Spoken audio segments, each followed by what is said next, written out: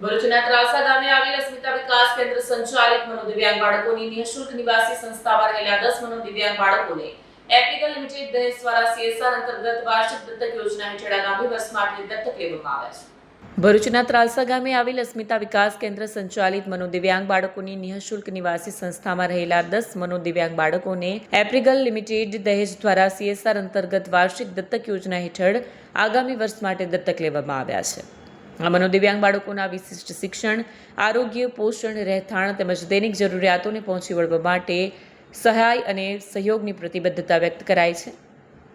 Chairman જયંતિ પટેલે પોતાના સંબોધનમાં જણાવ્યું કે સમાજના વિશેષ જરૂરિયાત ધરાવતા મનોદિવ્યાંગ બાળકોના જીવનમાં સકારાત્મક પરિવર્તન લાવવા માટે ઉદ્યોગ જગત અને સામાજિક સંસ્થાઓ વચ્ચેનો સહયોગ વધુ મજબૂત બનવો જરૂરી છે। ભવિષ્યમાં પણ આવી સેવાકીય પ્રવૃત્તિઓમાં સહભાગી બનતી રહેશે તેમ જણાવ્યું। કંપનીના મિકેનિકલ ડિપાર્ટમેન્ટ દ્વારા એક બાળક તથા કંપનીના અધિકારીઓ વિજય વાસુદેવા, નવનીત ગુપ્તા અને ગોપાલ ખત્રી દ્વારા પણ એક બાળકીને વાર્ષિક દત્તક યોજના અંતર્ગત આગામી વર્ષ માટે દત્તક લેવામાં આવી છે। કાર્યક્રમના અંતે અસ્મિતા વિકાસ કેન્દ્ર દ્વારા એપ્રિકલ લિમિટેડ તથા ઉપસ્થિત મહાનુભાવોનો આભાર વ્યક્ત કરવામાં આવ્યો।